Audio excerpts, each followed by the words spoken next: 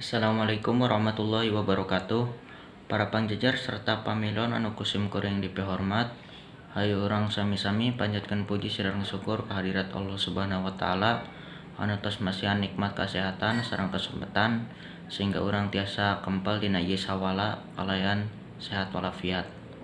Sholawat kali salam mugia tetep dilimpahkeun ka junjungan urang sadaya Kanjeng Nabi Muhammad sallallahu alaihi wasallam. Tuhilap ka kulawargina, para sahabatna, sareng mugia dugi ka urang sadaya salaku umatna. Amin ya rabbal alamin. Tepangkeun wasta abdi Ahmad Ghazali, sim kuring ngagem pancen janten panembu catur. Tehilap ngaturkeun rewu nuhun ka para pangjajar serta pamilon anu parantos hadir dina ieu sawala kanggo medar sarta ngabahas ngeunaan kabiasaan anu kedah dirobih dina nyang hareupan new normal.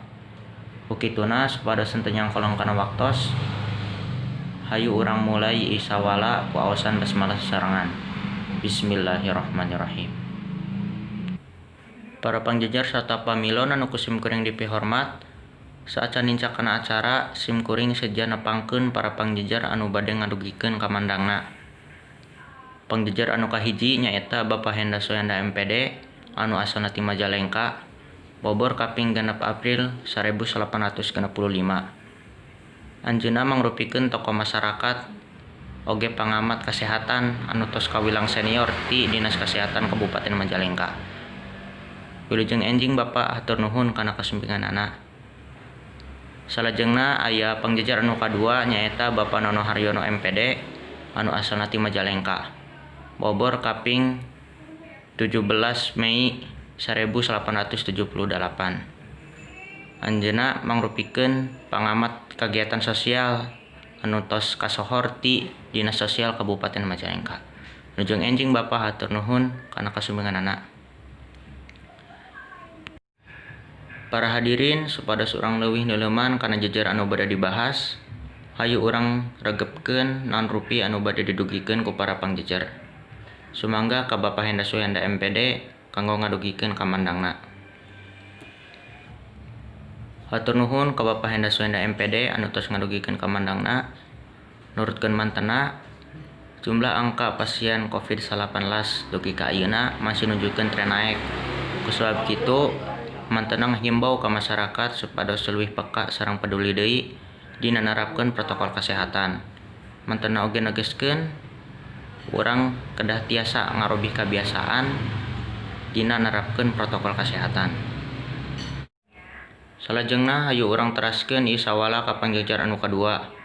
Mangga Bapak Nono Haryono MPD dihaturanan kanggo ngadugikeun ka mandangna. Hatur nuhun ka Bapak Nono Haryono MPD anu tos ngadugikeun ka mandangna. Nurutkeun mantena,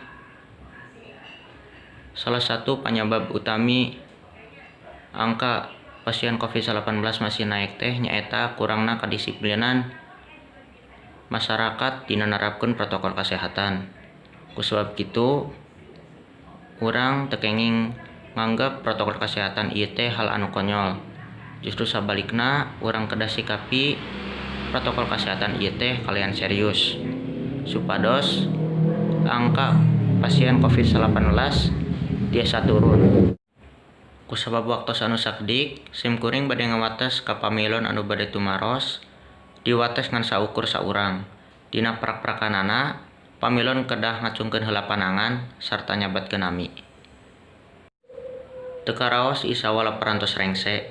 Alhamdulillah ieu sawala ti mimiti dugi ka rengsena parantos kalaksanakeun kalayan lancar. Ukituna hayu urang tutup wae ieu sawala ku aosan hamdalah sasarengan. Alhamdulillahirabbil alamin. Sim kuring salaku panembu catur sareng sapara kanca nadahapunten anu kasuhun bilih aya tasariosan atanapi paripaos anu teu pernah kana manah.